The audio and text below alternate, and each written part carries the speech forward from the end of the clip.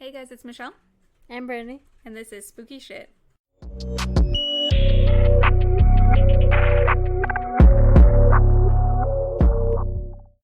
Merry Christmas. This is our Christmas episode, Brandy. Should have started you out. Happy early Christmas. Happy early Christmas. Are we in England? Merry. Like, happy Christmas, Harry. Merry. You know. You're a wizard, Harry. You're a gizzard, Larry. Okay, so anyway. We're doing a Christmas true crime special this week, and I am going to be talking about a little bit the disappearance of the Sodder children. And then I'm going to talk about the Lawson family massacre. Jeez Louise, the massacre sounds like a good time. Woof. Very jolly. Don't forget to probably give a warning before your story, because I feel like that might get brutal. I don't know. Yeah. I actually wrote warning in all caps with a, what's it called? Exclamation mark? Exclamation mark and then stars on the sides. Brandy's learning you're finally putting the warning. I know. I actually got it right in my notes, so I say it. Good. Okay. Wait. I just thought of an idea.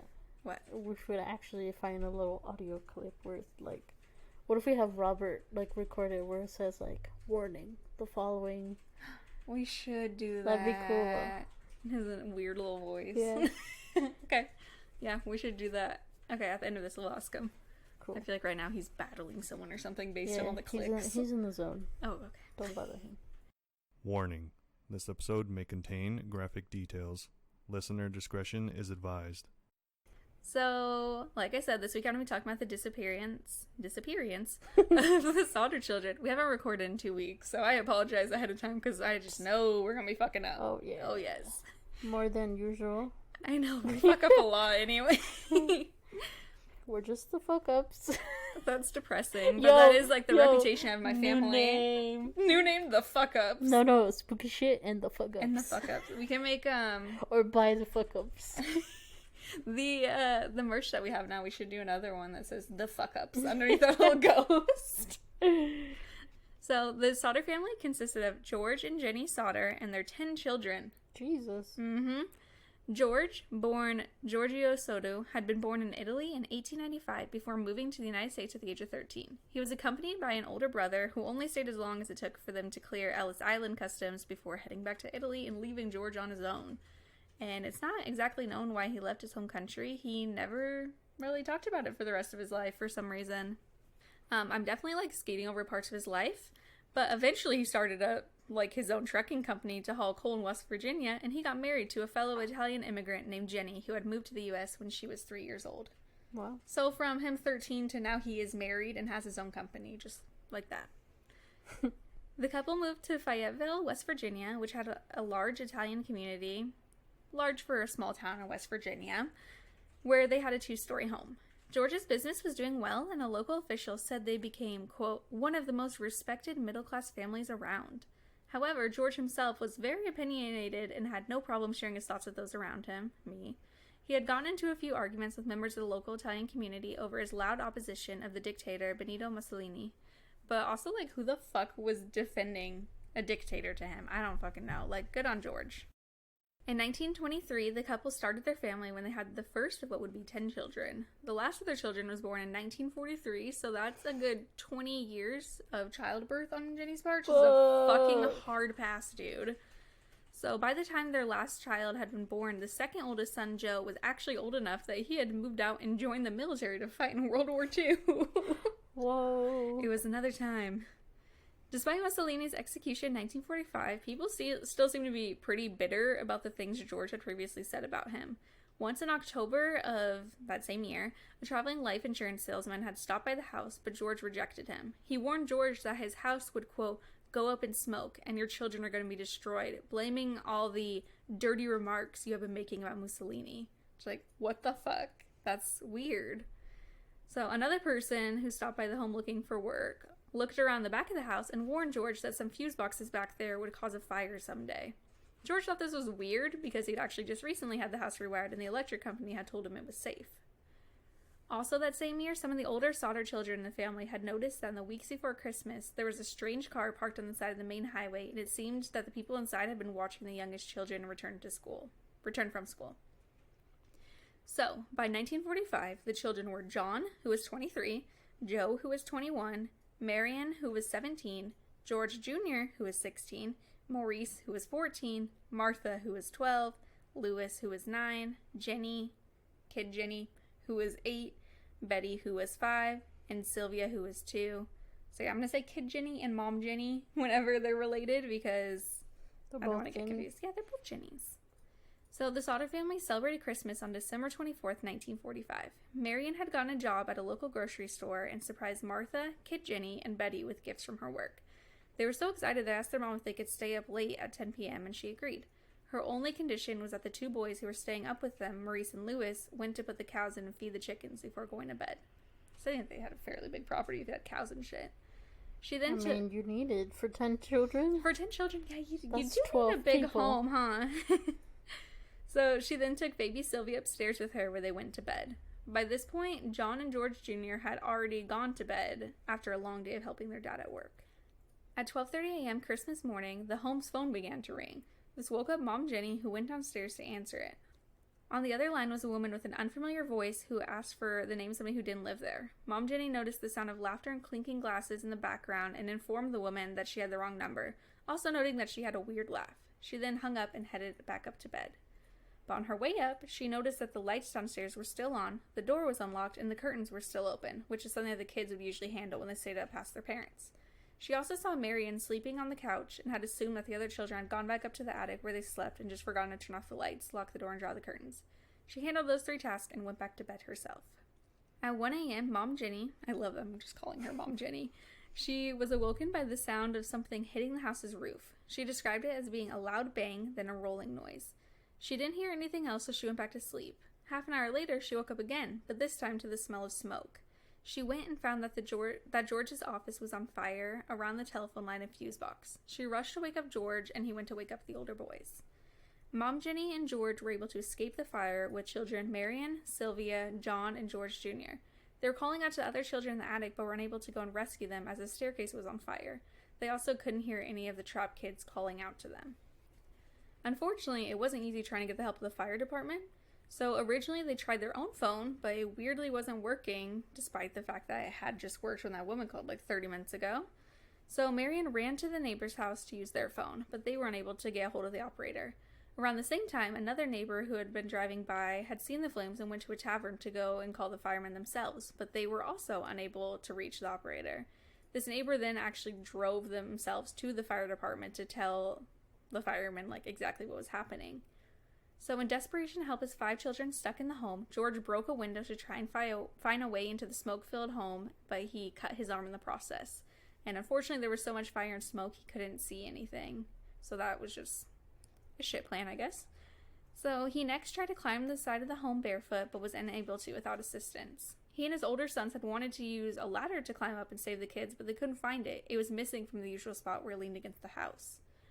His next idea was to use both of his trucks he used in his business to kind of push against the side of the building and climb up on, but neither of the cars would start, despite the fact that they were working just fine the day before. Sketch. So fucking sketch, dude.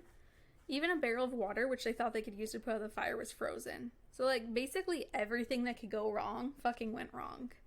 With nothing working, the family was stuck watching their house burn down and collapse onto the basement over the next 45 minutes, assuming that Maurice, Martha, Louis, Kid Jenny, and Betty had all died. At the time of this disaster, the fire department was already low on manpower because of World War II, and they had to rely on firefighters calling one another to let them know about the Sodder house. So literally, just one person calling someone and be like, hey, go call blah blah blah, this is on fire. Like a fucking, what's it called? Telephone? Literally a telephone, chain. And on top of that, all the firefighters were volunteer-based. So somebody could just hear about it and be like, nah, it's Christmas morning. I don't want to go help. Oof. Yep. The response time was even slower because Chief Morris was unable to drive the fire truck himself and was stuck waiting for someone who could. So they actually didn't arrive to the Sodder home until 8 o'clock that morning. Jeez. Several hours. They only were 2.5 miles away. That's ridiculous. It's ridiculous. I feel like you could even fucking walk there faster than that. So when they did arrive, they couldn't do much but look through the ash for remains of the deceased children. Not so fun fact, one of the firefighters was actually Jenny's brother, so he basically was told to look for the bodies of his nieces and nephews, which would fuck me up. That's so sad. I would be like, I'm sorry, I cannot assist the search. I'm gonna go sit over there and cry. Well, I feel like nowadays they don't even let you get near. Yeah, they probably wouldn't let you. Yeah. But back then, they were like, yeah, go find their bodies. So by 10 a.m., Chief Morris told the Sodders that he had been unable to find any remains, although there is another account saying that he had indeed found some bone fragments and organs, but decided not to tell the family for whatever reason, like he didn't want to upset them, which, I mean, they're going to be upset regardless, their kids just died. It should be noted that the search really wasn't that thorough at all. Despite all this, Morris did believe that the 5 children had died in the fire, and suggested that it was so hot that their bodies were burned completely. Following the search, Morris told the family to leave the site alone so that the state fire marshals could go by and do more thorough investigation. After 4 days of waiting, George and Jenny couldn't stand to look at the devastation anymore and bulldozed 5 feet of dirt over the ashy remains of their homes and basement, planning to make a memorial garden for their 5 children who had passed away.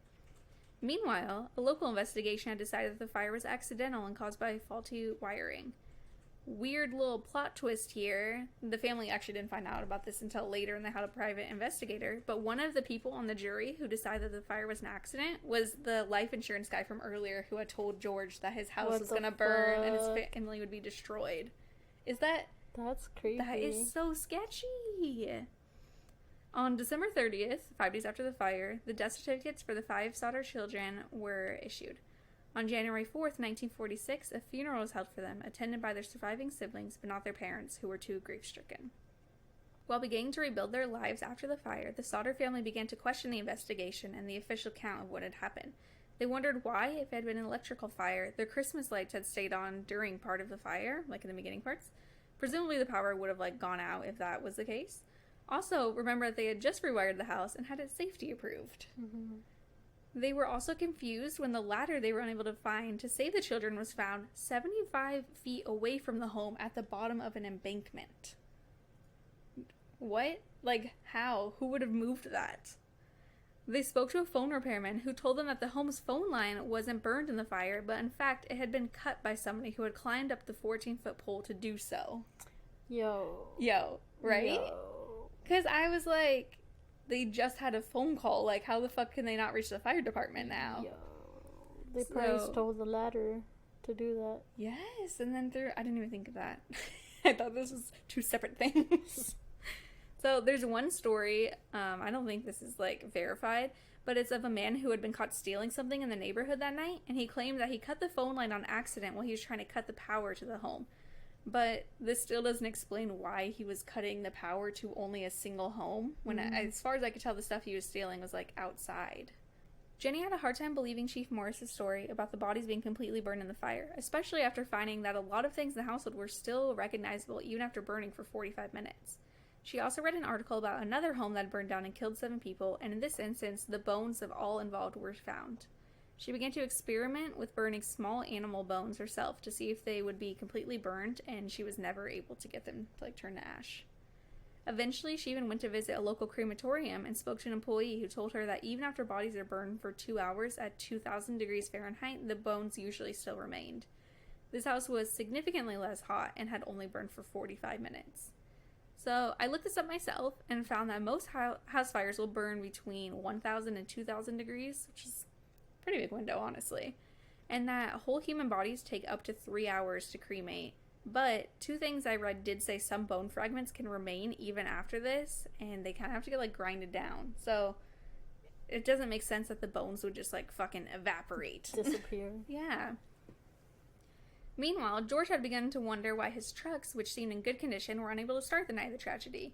He thought they had been tampered with, potentially by the thief who had also cut their phone line. Later on, a future son-in-law of George suggested that maybe in their haste to start the trucks, they had accidentally flooded the engines.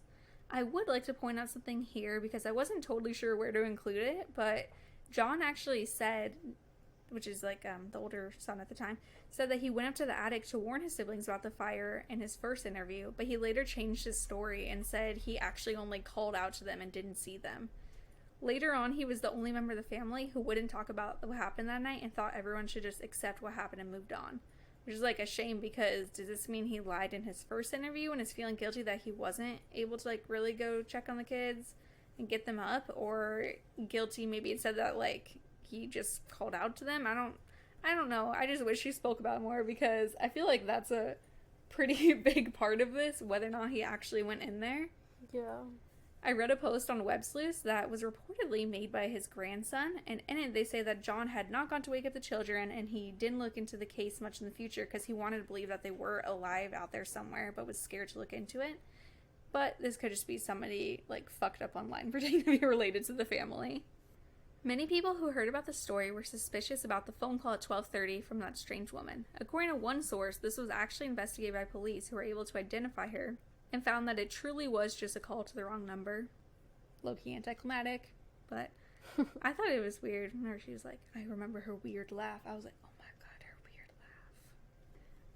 By the following spring, the family began to plant flowers over the bulldozed home. However, even more things had come to light to make them believe that their children were indeed alive. In 1946, a witness came forward who pointed that the fire had actually been caused by arson. A bus driver had passed by the house on the night of Christmas Eve and said that he saw people throwing balls of fire, in his words, at the house. To back this up, once spring came, Sylvia was outside and found a small, hard, dark green rubber object that was similar to a ball. George saw it and immediately thought of how his wife had heard a bang on the roof that evening and thought maybe this object could have caused it. He believed it was a napalm pineapple bomb or another fire-starting device that was used in combat. The family also thought that the fire had started on the roof, though there was no way to prove that it was true at this point. Another witness that later came forward said on the evening of Christmas Eve 1945, she had gone to watch the fire from the side of the road when she saw a car pass by and who she believed to be some of the children inside looking out at her. A woman working at a restaurant in between Fayetteville and Charleston claimed that the morning after the fire, she had served the missing children breakfast and noticed the car of the people they were with had Florida licenses. A third person came forward years later saying she had seen the children about a week after they went missing in Charleston at a hotel she ran. She said they had come into the hotel around midnight with 2 men and 2 women who appeared to be of Italian descent. The woman who worked at the hotel tried to talk to one of the children, but one of the men with them reacted in a hostile way, and the entire group stopped talking to her, and they then left the hotel very early the next morning.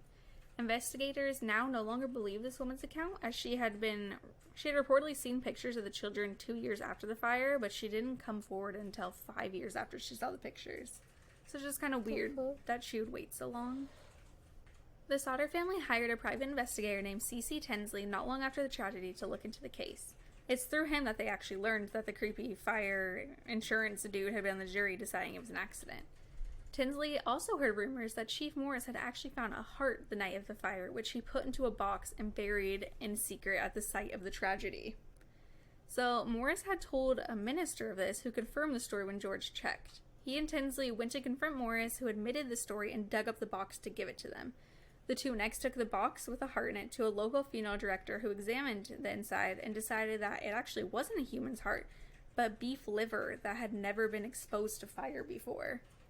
Rumors began again that Morris had actually done this, like burying it, in hopes that George would find the heart and it would confirm to him that his children had died. Which it definitely did the exact opposite and just makes it more suspicious. And why would it be found in a box? Why put it in a box? George tried to get the FBI to help in the search for his children by writing them a letter, but received a personal letter back from J. Edgar Hoover, who's the first director of the FBI, who said they couldn't help him unless it was requested by the local authorities, who declined to do so. Stupid. I mean, it's not going to hurt you to ask. In August of 1949, George spoke to Oscar Hunter, a pathologist in Washington, D.C., and was able to get him to supervise a new search of the dirt where the home was. A thorough search was conducted, during which they found a burned dictionary and some coins that belonged to the children. They also found several small bone fragments that they say belonged to a human vertebrae. Super casual findings. So these bones were sent to a specialist who said they were indeed from the vertebrae of one person and said, quote, "Since the transverse recesses are fused, the age of this individual at death should have been 16 or 17 years. The top limit of age should be about 22, since the centra, which normally fuse at 23, are still unfused." Remember, the oldest child who had gone missing was Maurice, and he was only 14 at the time, so it's unlikely that these bones actually belonged to any of the children. However, the report did say that Maurice's vertebrae could be more advanced for his age, but it just wasn't likely, and as well, the bones didn't show any exposure to fire. He also agreed that it was weird that full skeletons weren't found for all the supposedly deceased children. It was decided the bone fragments had likely come from the dirt that George had bulldozed on top of the home to build the garden. Which is just, what are the chances of you getting all this dirt and there just being a fucking human vertebrae inside of it? Yeah, that's wild. That's weird. In 1950, the case was closed on a state level and the Sodders were told that it was hopeless. Eventually, the FBI did decide it could possibly be a kidnapping, but dropped the case later on after only 2 years when they couldn't get any good leads. This basically led the Sodders to have to do all their own investigating. In 1951, this is just another little factoid, records show that George and Jenny may have actually had another baby named Michael, but unfortunately he died the day he was born. Aww. So the family did not give up hope over the years and printed flyers of pictures of the children, offering first $5,000 and then eventually $10,000 in reward to anyone who could help settle the case. In 1952, they put up a billboard of the 5 kids' pictures and names on it, explaining what had happened and asking for help. This billboard soon became a landmark for those driving through the area. Once, George saw a picture of a young ballet dancer who he believed to look like his daughter Betty. He drove all the way to New York City where this child went to school to see if it was his missing daughter, but he was refused entry, obviously, because you would just look fucking insane if you tried to do that. Another time, he went to St. Louis, Missouri when someone told him Martha was being held at a convent there, and then he went to Texas when somebody told him they heard 2 people making incriminating comments about a fire in West Virginia on Christmas Eve. George had even heard that one of Jenny's distant relatives in Florida had children who looked like his and went to investigate. Unfortunately, none of these tips proved to be helpful. In 1967, 22 years after the fire, George went to Houston, Texas with his son-in-law Grover Paxton to speak to a woman who had sent them a letter. She said she met with Lewis, who had let slip his true identity after drinking too much. She also revealed that he had lived with Maurice somewhere in Texas. Unfortunately, when they arrived, they were unable to talk to the woman, but police helped them track down the 2 men who she spoke about, and they denied being his children. According to his son-in-law, George had doubts about their denial for the rest of his life. So I am assuming that they looked like him, if that's the case. That's crazy. I know, right? I wonder if it was and they just didn't say anything. Like, why though? Maybe I get into some theories later, but there is some possibly sketch things involved that you'll see. Anyway, the same year, the Sodders received a second letter. This one had been addressed to Jenny with no return address, but had been postmarked in Central City, Kentucky. Inside, she found a picture of a young man who looked to be around 30 with super similar features to her son Lewis, who would be around 30 if he had survived the fire.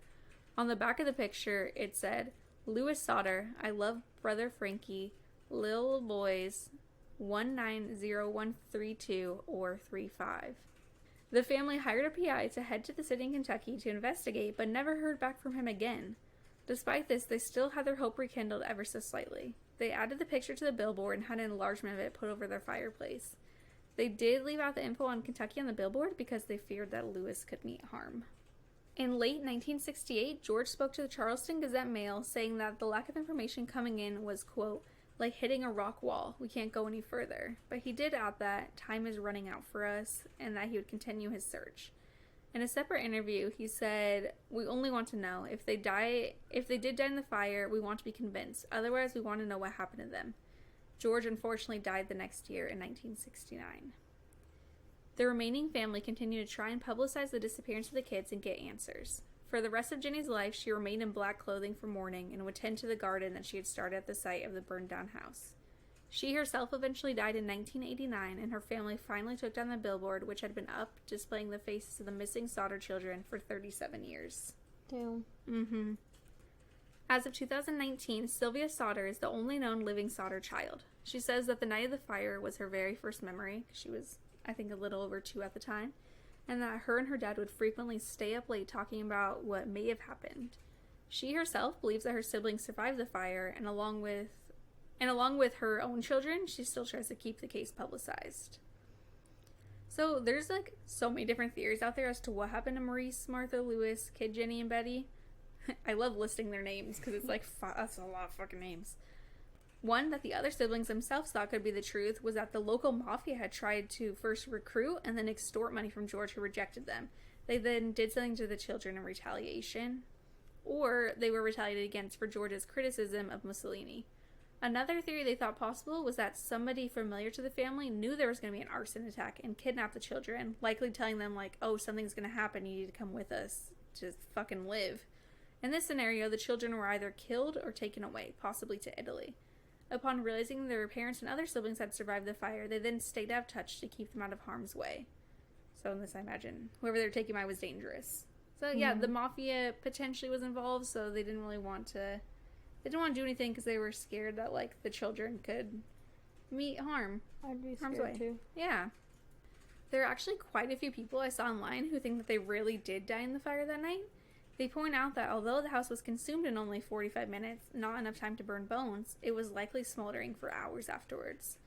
People of this theory also point out that if the children were up in the third-story attic when the fire began, and their bones had been burning for up to 45 minutes when the house collapsed, it's possible they had been weakened to the point where the pressure of the house basically falling on them pulverized the bones.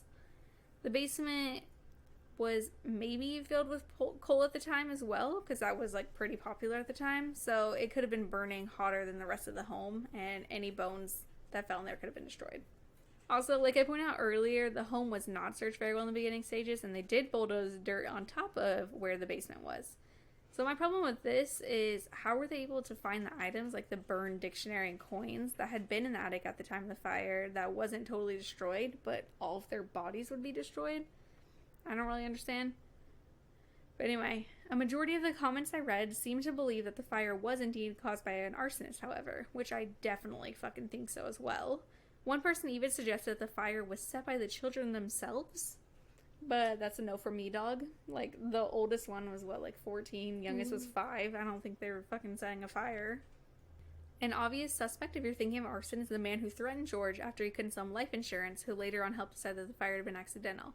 He seemingly wasn't looked into at all by investigators, and I'm not sure if the Sodders themselves ever questioned him either. Another person whose actions make zero fucking sense was Chief Morris from the fire department. I don't know if it's just because he was, like, covering his own ass, but the burying a heart thing is so fucking weird to me. Like, why did he want so badly for them to be placated and convinced that their children were dead? And was somebody potentially, like, influencing him and telling him to, like, botch the fucking investigation? I don't know. I also saw some people questioning his inability to drive, because, like I mentioned, he didn't head over for, like, 6 hours or some shit because he couldn't drive. But this could just be because it was the 1940s, cars were expensive, I don't know how much people actually, like, drove around. Regardless, if he was suspicious or not, this dude is just fucking weird. So, a private investigator that the Sodders had hired at one point suggested that the children could have been kidnapped to be put up for adoption on the black market, like for people who couldn't have their own kids. This same investigator asked witnesses if they heard any outcries from the attic of the home or the smell of burning flesh on the night of the fire, and was told nobody could remember either of these things. Which I feel like you would... It sounds gross, but I feel like you would smell it if 5 people were inside. Yeah, I'm pretty sure you would hear it too. Yeah, I imagine they would scream, right? I know I would. Yeah, what the fuck? I would just jump out the window. Just break a bone better than dying inside. True. Very, very true. So, also the guy who cut the phone lines was considered a suspect by people online, I should say. So, he said he was just trying to cut power, but, like, why would he even want to cut the power to the house in the first place? Like, I thought that was so suspicious. But again, I couldn't really find anything else on him, so I don't know what to really think. Something that really interested me was the letter supposedly from adult Lewis. I was looking more into it and what it could possibly mean, especially the A90132 or 35. So I googled this and was brought to a theory that it was a zip code.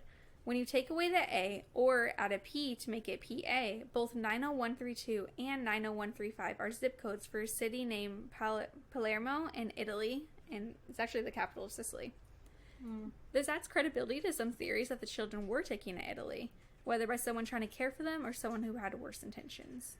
If not a zip code, some believe it could be a date like 9/1/1932 or 1935, but personally, like, I'm leaning more towards the zip code theory. I don't know, maybe I'm just biased. The rest of the letter said, I love brother Frankie, lil, there's like a lot of L's in it, boys. Someone on Web Sleuths pointed out that this could have just been written by somebody who, like, predominantly spoke another language, so maybe it's supposed to read as, I love my brother Frankie. He has little boys. Then the zip codes for Italy. I think this would make sense if they were taken to Italy, and they, of course, wouldn't be speaking English as much as they had growing up. As for brother Frankie, like, it could be another one of the missing children whose name was changed to Frankie, somebody who had gone to live with them named Frankie, or maybe even if he'd been sent to, like, a boys' home or something, like, literally a brother Frankie, like a priest. There's a lot of options there. I also found it super suspicious that the PI they sent to Kentucky to investigate the letter was never heard from again.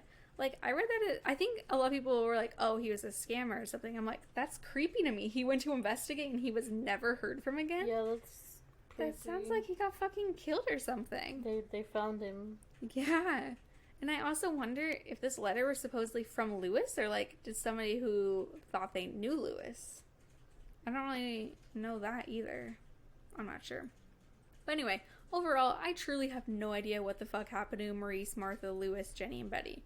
I think it's definitely possible that they did in fact die in the fire that night, but other things, like the stuff in the room that was found, their bones fucking not being found, like, that really made me question if they did die. Also, I don't understand why everything had been left on with the door unlocked downstairs. A theory I came up with on my own was maybe the kids had gone to do their chores outside before bed, per their mom's request, and they were taken by somebody then. Because people were also like, how would they get kidnapped if Marion was sleeping on the couch? Mm-hmm. I'm like, maybe the two boys went to do it, and the other kids were like, oh, I want to go too, just because they're annoying their siblings. That makes a lot of sense. Yeah, and she just slept through, and somebody outside was like, yo, come with me, otherwise you're gonna die. But in this scenario, I honestly don't see why whoever took them would keep the family alive, or, like, the kids alive, because I imagine it'd be the same person setting the fire and they just wanted to kill everyone. But who knows, maybe they saw how young they were and, like, felt bad or something, because they're young enough to where I feel like they could be manipulated into caring for the person who took them. But even then, like, that doesn't really make sense for the picture of Lewis, and, like, nothing in this case just makes any fucking sense, and it's hard to tell if it was all just weird coincidences or what. But as of today, it is still unsolved, and it will probably remain unsolved, and we'll just have to debate online about what really happened that early Christmas morning. Ooh. Do you have any, like, predominant theories as to what you think happened? I can't think of anything. Because I keep being like, yeah, they probably did die, but then I'm like, okay, they didn't find fucking anything. Somebody had, like, cut their phone lines, all this shit. That's super sketchy. I feel like they could have left on their own, but why?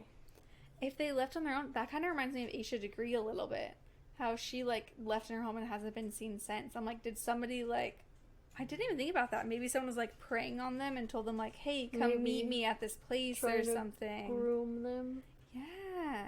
Maybe someone could have, like, lured the two boys and then the others just followed because they're just annoying little kids who are like, I want to go. It's just interesting.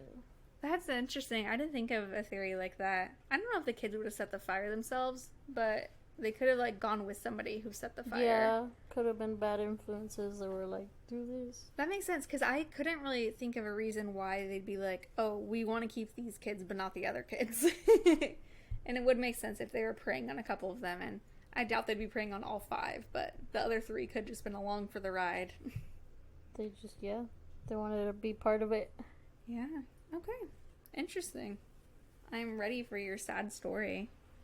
Oh, the sad one's the next one. Oh. This story's not even sad, you guys. No, this one is... Oh, I also wanted to point out, because I noticed on... like, Apple Podcasts, we got a review saying, like, how one of us sounds muffled. We take turn wearing masks based on the person who's talking and not talking. So, we are muffled.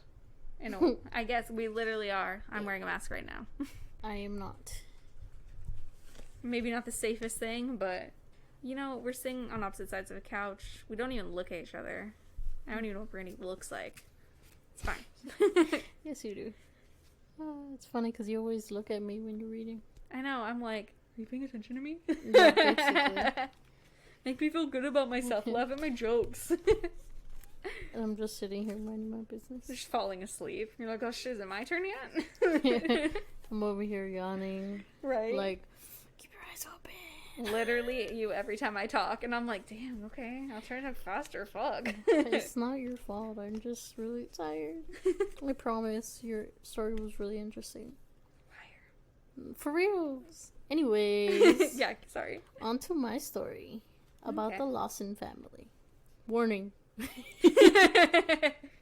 Exclamation point, star, star, star. Star, star, star, exclamation point. Warning, warning.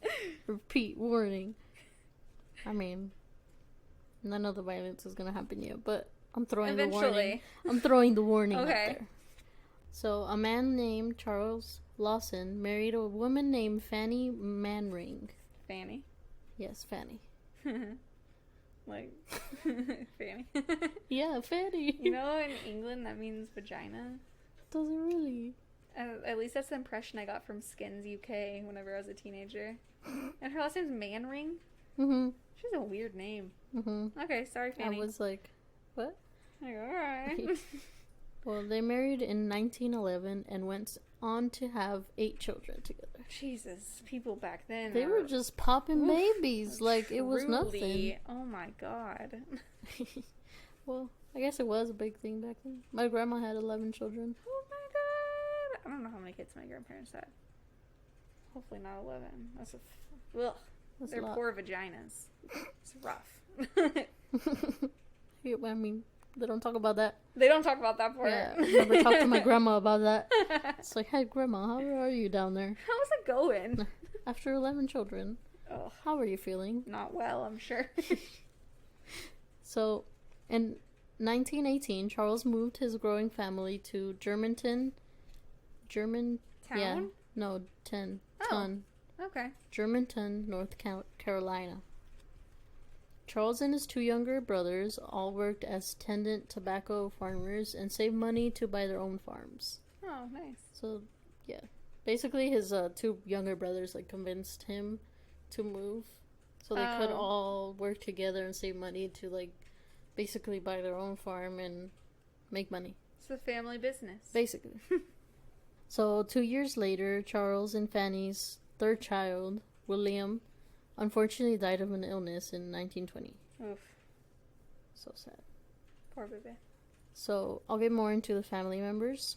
There was the oldest, Marie, who was 17, Arthur, who was 16, Carrie, who was 12, Maybelle, who was 7, James, who was 4, Raymond, who was 2, and the baby, Mary Lou, who was 4 months old. That is such small age gaps between all of them. Yeah.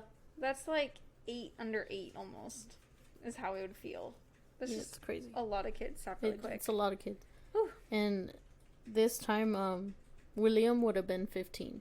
Oh, So, that's sad. Jeez. yeah. Very sad. I forgot how old he was. When he died. Yeah. Because what year is this event occurring in? In 1929. He died in 1920. So 9 years younger. Yeah. 6? 6, yeah. He was 6 Oh years my old. gosh, that is so He young. was a wee lad. But a wee lad. I just ruined it. So, in December 1929, Charles made certain decisions leading up to the murders that were sus.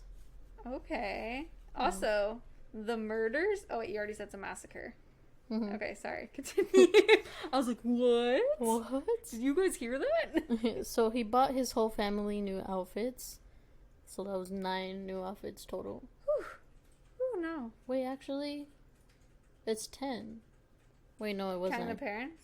No, because one child died, right? No, yeah, so it was 7 kids and then them 2. Yeah, no, I was right. 9 is still 9. a lot of fucking outfits. Yes. And he paid to go to a studio to get a photograph taken of all of them. And this was hella sus because at that time it was extremely uncommon for working class families to do such thing. Yeah. It was like, Because nobody ever did that. Yeah, it was unless early you were rich. 1920s. Mm-hmm. Yeah. Well, like 1930 almost. Okay. So now to the crazy, gruesome story of their massacre. No, okay. Warning. Warning, warning, warning. So on December 25th, 1929, Mary, the 17-year-old, had gotten up early to make a cake for Christmas. She baked a 2-layer cake and had iced them to prepare for the family gathering. Sometime after, the 2 middle girls, Carrie and Maybelle, left to visit their aunt and uncle who lived in a neighboring farm. But behind the tobacco... This is in England. Behind the tobacco barn was a man with a shotgun waiting for them. I love that sigh. It was scared. I was thinking about just walking like, and just the fucking shotgun. Just trying to skip to your uncle and... Oh, yeah. He shot both of them and then proceeded to bludgeon them to ensure they were dead. He then dragged their bodies inside the barn. Oh my god. He then went to the family house where Fanny was sitting on the porch, and he shot and bludgeoned her too before running inside after Mary screamed from hearing the gunshot. I was gonna say, his guns were probably really loud back then, so they're all like, what the fuck? I mean, especially shotgun? Shotgun? Shitgun? Shotgun? Those things are lethal. Yeah, in the 1920s too? I mean... Brutal. Even now, those things do damage. It's a no thanks from me. It's a no from me. Yeah. So her 2 younger brothers, James and Raymond, attempted to run away and hide. But he also shot and bludgeoned Mary before finding the 2 boys and bludgeoning them to death. Lastly, he killed the 4-month-old Mary Lou with a fractured skull. So basically... Oh my gosh, how do you hit a 4-month-old in the head? Goddamn, I don't know. I guess how do you do any of this to anyone at all? So, the man turned out to be someone the victims knew all too well. Their dad? Yep. Oh my god. Charles Lawson. Can you imagine being the little boys hiding in their bed from your Dude, dad? that's so sad. Your dad's supposed to be, like, your hero. Not the person Well, who I mean, I literally can't relate, massacres but... you. Yeah, but... A lot of people can't relate, but they're not supposed to murder you at least. Yeah, definitely not. So after his killing spree, he went back to all the bodies and put a pillow under their heads and positioned them so that they were flat on their back with their arms crossed on their chest. Why? That was weird. For the 2 girls that were in the barn, he positioned their bodies the same way, but instead of putting pillows, he put like rocks under their heads. Oh. To act like a pillow, I guess. It's still weird. It's still weird. I was like... The rock part's just extra creepy for some reason. If it wasn't creepy enough.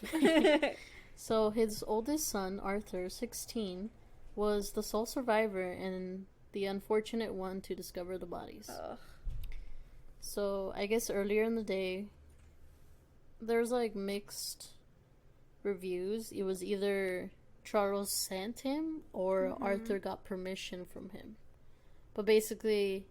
got permission from his father and to walk into town with a friend to buy ammunition for rabbit hunting, which was like big between like the males in their family. Yeah.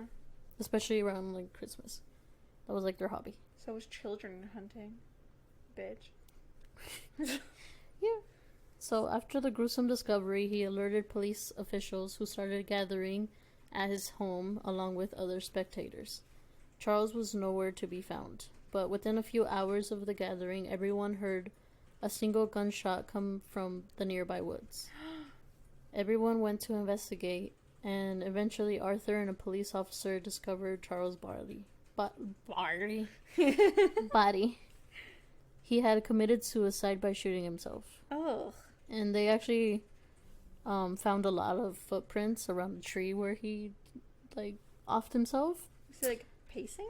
Yeah, that's what it led him to believe he had paced around before killing himself. Oh my gosh. They also found 2 notes in his pockets. One read, "Trouble can cause... ...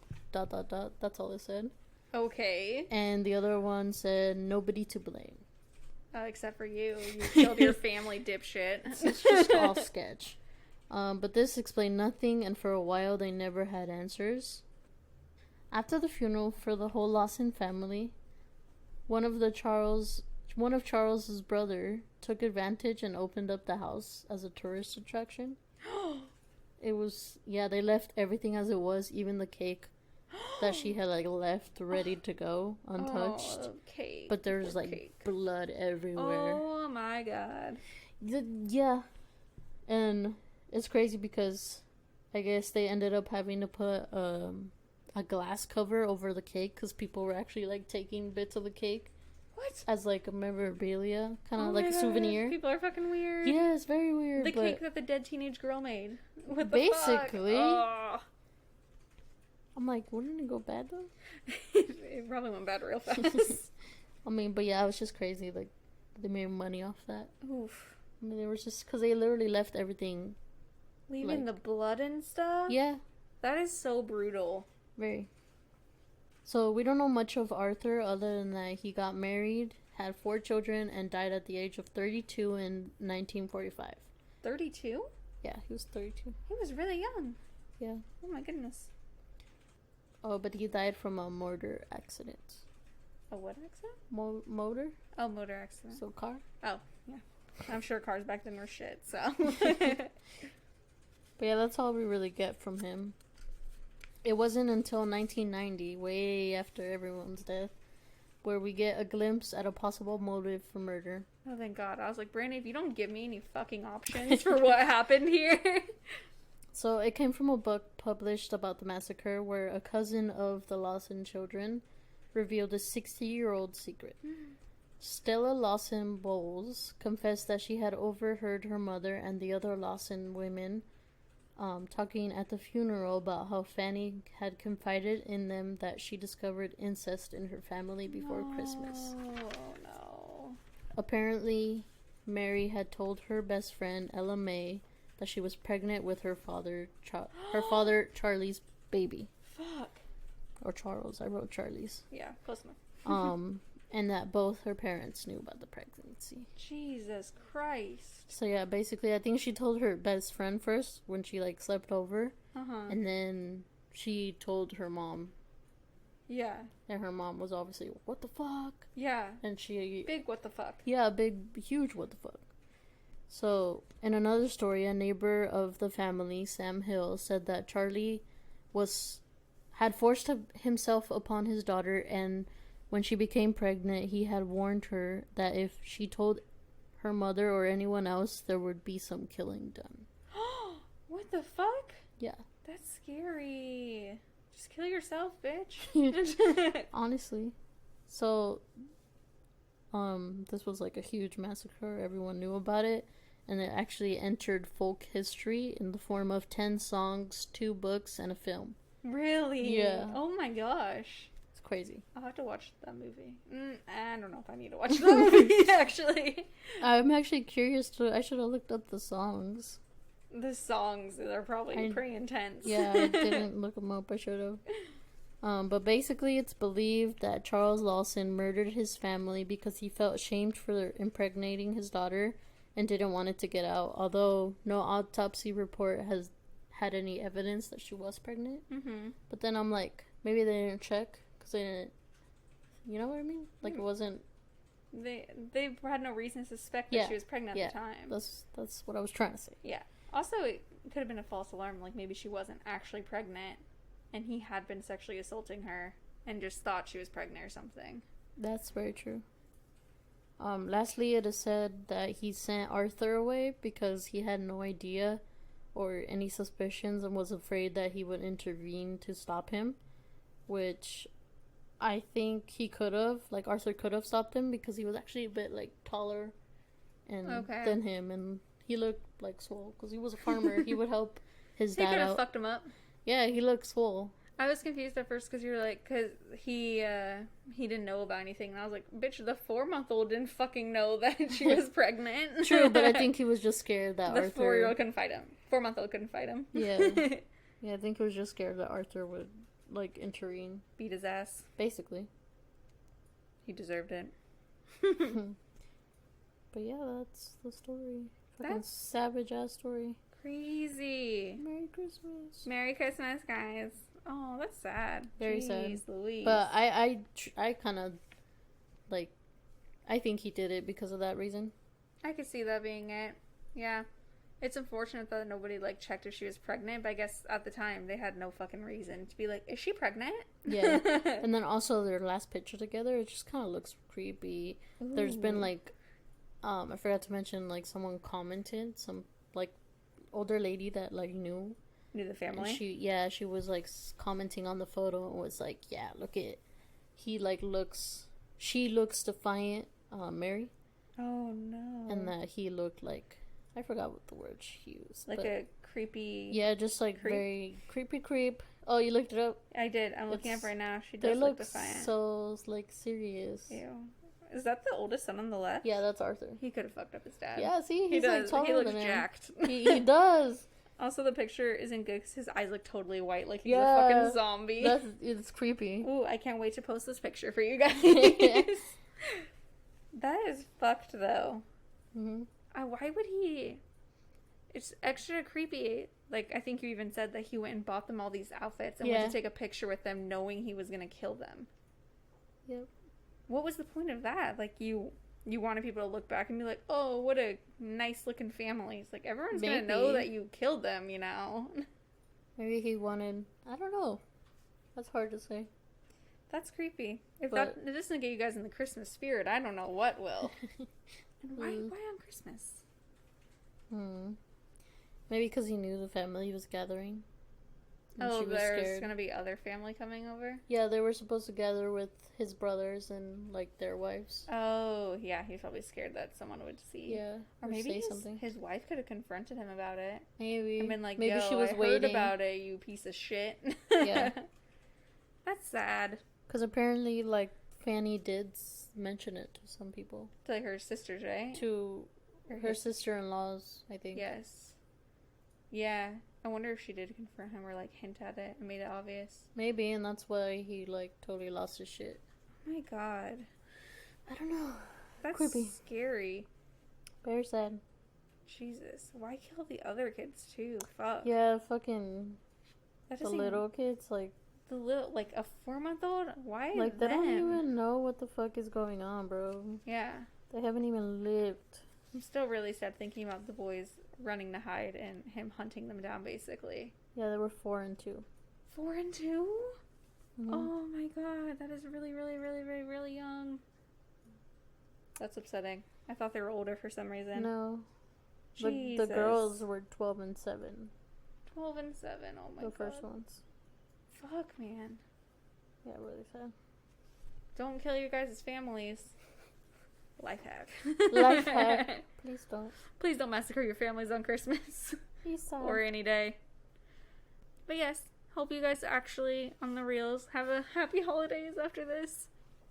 If you guys want to email us, you can at thespookyshit.pod at gmail.com. Robert's making faces. Or you can follow us on Instagram and Twitter at spookyshit_pod and check out our website at spookyshit-pod.com. We got dashes, we got underscores, we got dots, we got fucking everything you guys could need. We have merch now too, so check that out. Like, I posted about it everywhere. Anything I just listed, you can find our merch. And thank you guys for listening. Okay, bye! Bye!